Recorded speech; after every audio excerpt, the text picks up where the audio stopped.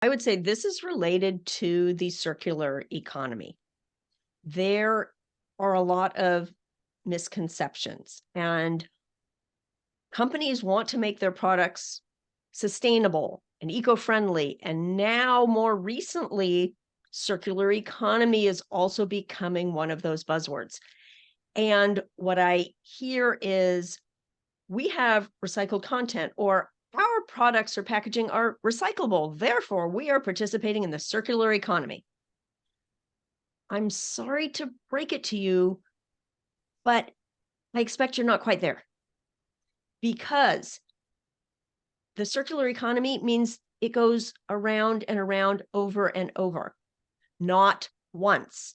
And just because your thing is supposedly recyclable does not mean it will get recycled.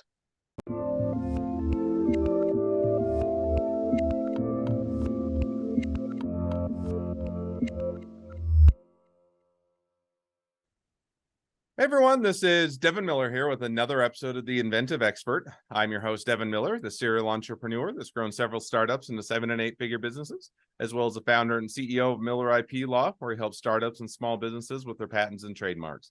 You ever need help with yours, just go to strategymeeting.com, grab some time with us to chat, and we're always here to help.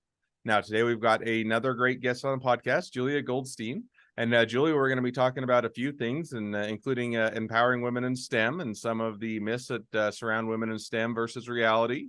Also, maybe talking a little bit about the circular economy, as well as recycling and reusing materials, and how you can go about approaching that. So it should be a great conversation. With that much as an introduction, welcome on the podcast, Julia. Thanks. Thanks, Devin. I'm glad to be here.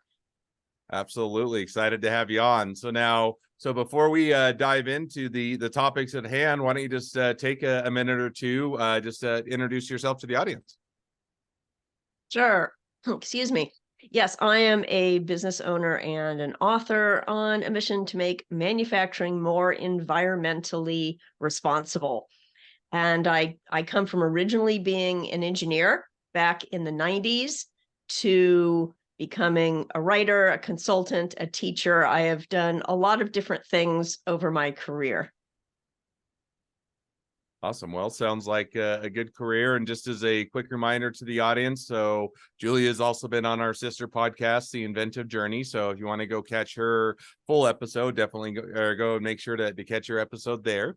But for today, and maybe jumping into it a bit in no particular order, I mean, I think that one of the shifts or adjusts a bit in STEM has been with the focus of, and rightly so, empowering women and making sure that it's equally catered to and it has the opportunities presented there. But I think there still are sometimes some myths that surround STEM and women in STEM, and kind of the myths versus reality. So kind of walk us through maybe what are kind of some of those myths versus reality that you tend to see. Well, it's interesting, and I think it does vary by generation. And I want to specifically mention where I went to college, Harvey Mudd College. And I'm a bit older than I look. I attended there in the 1980s. And at the time, my class, my year was 26% women, which was at that time an all-time high. They had made an effort to recruit more female students. And I would say that I felt that the male students, they treated us reasonably, and they treated us as equals, and like we belonged there. There were some of the professors who perhaps thought we didn't. But I grew up with like, well, of course I'm in a male-dominated field, and I didn't expect to have women as professors. And now at Harvey Mudd, it's 50%. The student body is literally just about 50%. And any given year, there might be more male or female graduates in, physics, engineering, chemistry, math, name any of those majors. And one year there might be more men, one year there might be more women.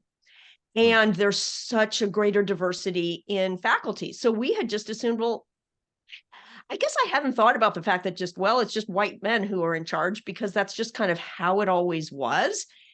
And a lot more now people are saying, wait a minute, we want mentors who look like us. Because I know there was still this, like, what does an engineer look like?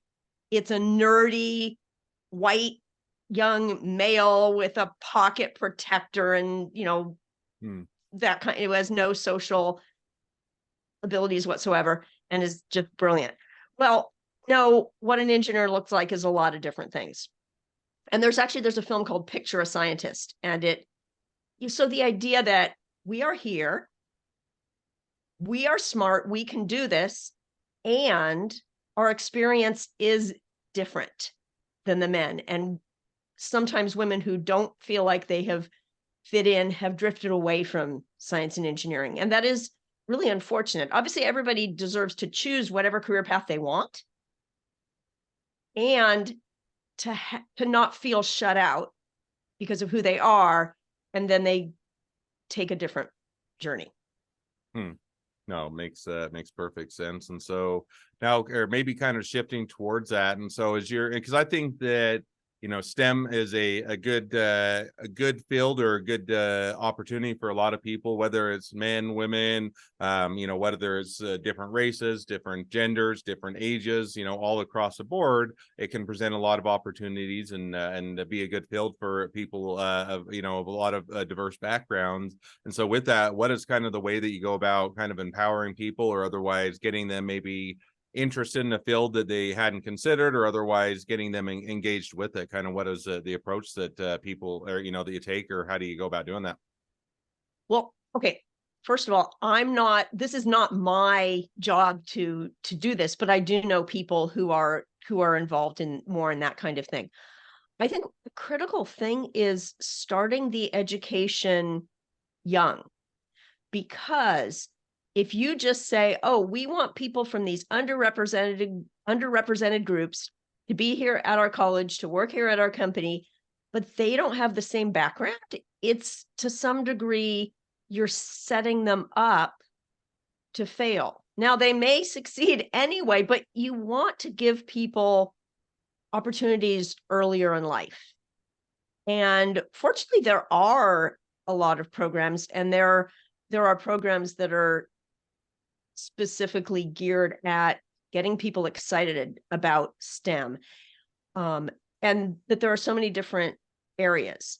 One interesting thing, so a lot of my background is in semiconductor industry, I wasn't making computer chips, I was making the packaging, which in this case means it's the electrical connections and the protection of one of those silicon chips when it goes onto a circuit board. But in any case, it's an industry, as people are becoming more aware, especially in the last few years.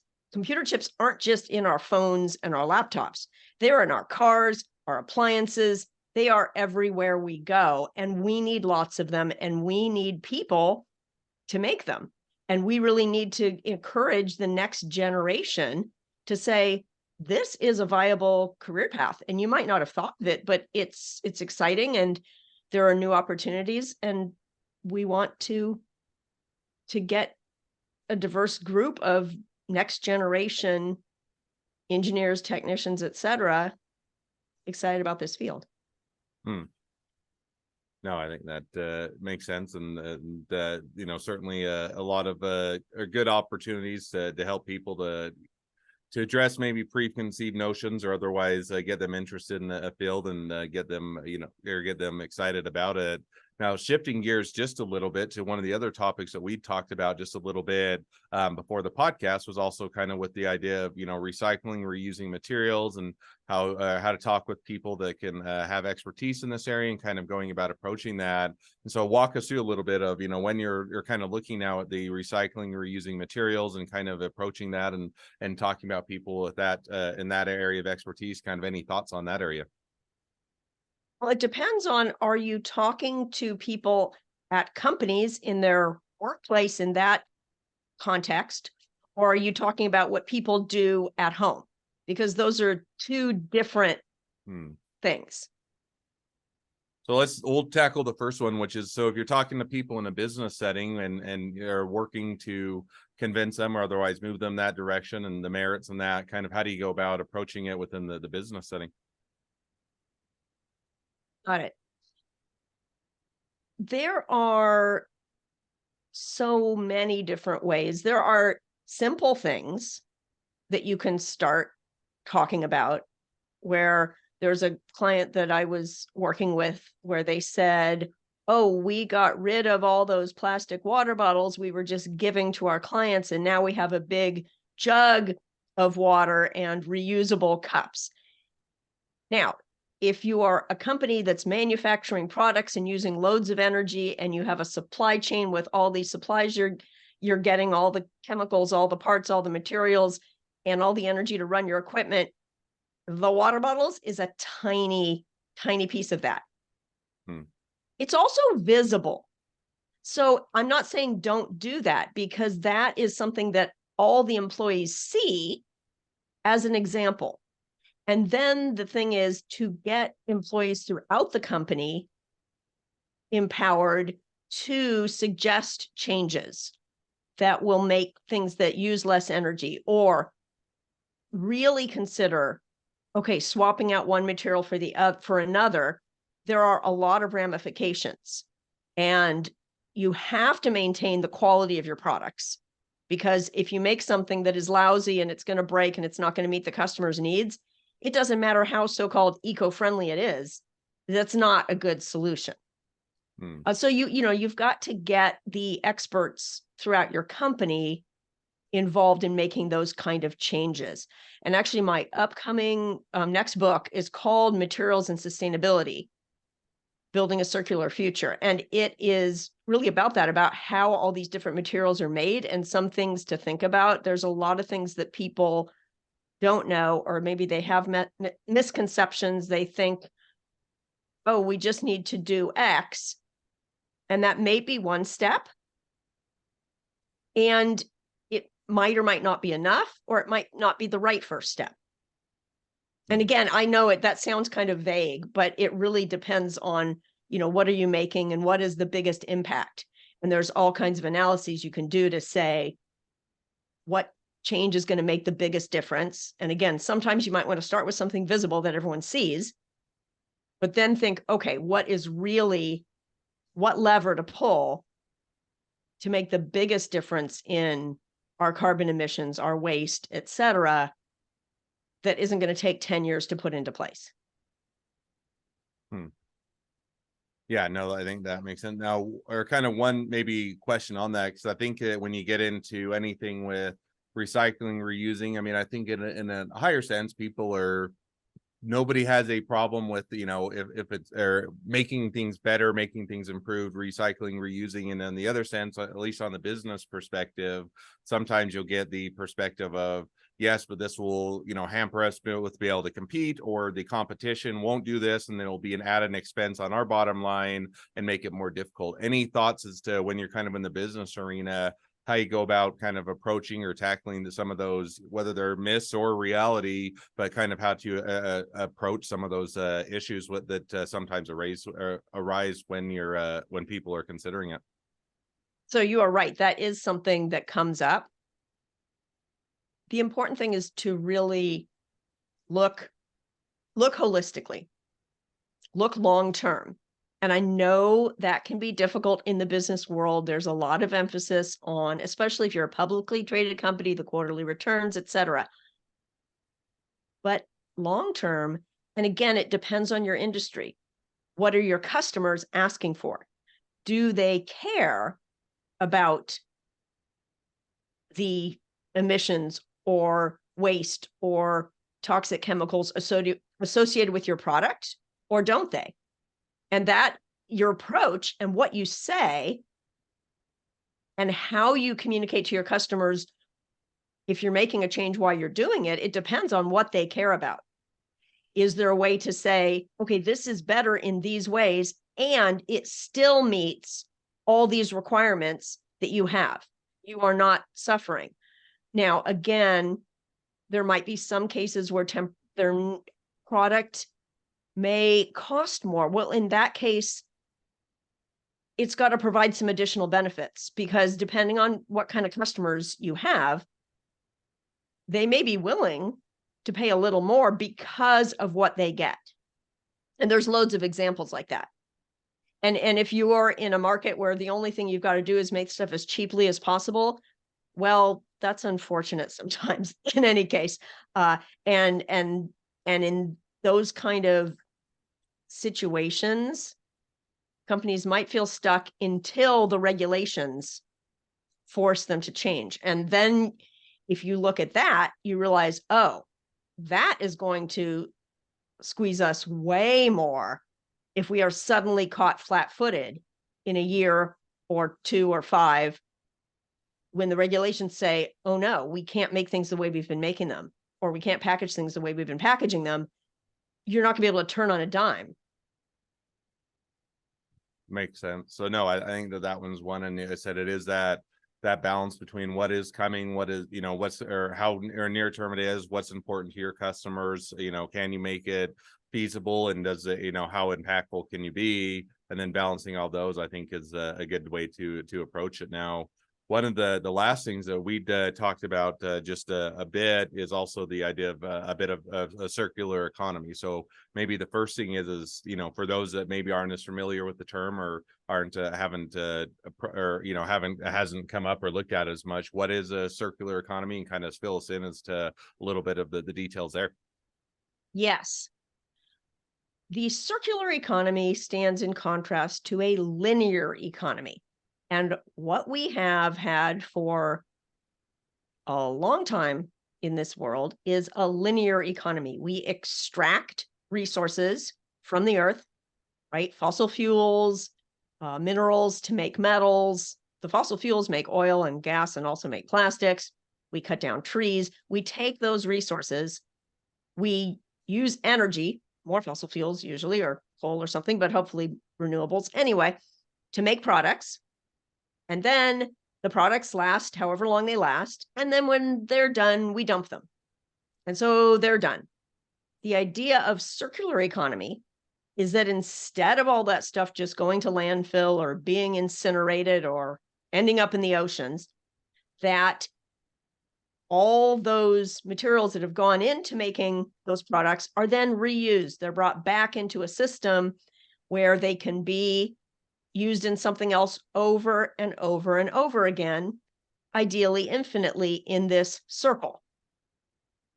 Did you think that makes sense to your listeners who may not be familiar with the term? So it doesn't have to do with what country you're in or the economics of the country. It's really about what we're doing with the materials and components in the physical products that we make.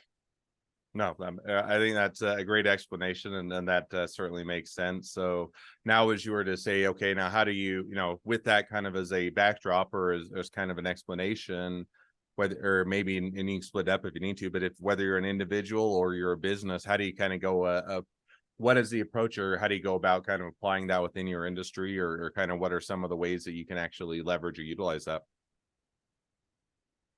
I think recognizing that the first step is reuse. And another piece of this circular economy idea is that there is also a natural cycle, and I can talk more about that later. And that is best represented by, organic material, meaning things like food products and, and plants and all that. Composting is an excellent example of a circular system. You take, right? You harvest something, you make it into food, there's scraps left over, those become compost, which become soil for the next generation of plants, fruits and vegetables, what have you, that you're growing. And so what I would say to businesses and to individuals is composting. If you can have access and you can do it, and I know a lot of places don't necessarily have access, but food waste makes up a significant portion of what's in our landfills. And when it decomposes, it releases methane, which is a powerful greenhouse gas. It's much more intense even than carbon dioxide, which is used as kind of the baseline example of a greenhouse gas. So that's one piece. If you don't have composting in your city or at your workplace, Mm, see if you can get that going.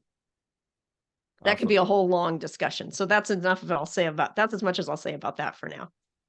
Awesome. No, I think that's a great initial step that is within the reach and ability of a lot of businesses as well as individuals, and can get them started on there, started that down that path that will be beneficial to present day as well as in the future. So, well, we're already, or as quick as that went, we're already reaching towards the end of the podcast, and it feels like the conversation just barely got started. So we'll have to have you back on to maybe one of our sister podcasts and have a follow-on conversation. But at least for today, as we do or start to wrap towards the end of the episode, I always have a one question I like to wrap up with, and we kind of already hit on this at the beginning of the podcast, but we'll hit on it nonetheless, which is, within your industry, what is the biggest myth and why is it wrong? I would say this is related to the circular economy. There are a lot of misconceptions, and companies want to make their products sustainable and eco-friendly. And now, more recently, circular economy is also becoming one of those buzzwords. And what I hear is we have recycled content, or our products or packaging are recyclable. Therefore, we are participating in the circular economy. I'm sorry to break it to you, but I expect you're not quite there, because the circular economy means it goes around and around over and over, not once. And just because your thing is supposedly recyclable does not mean it will get recycled.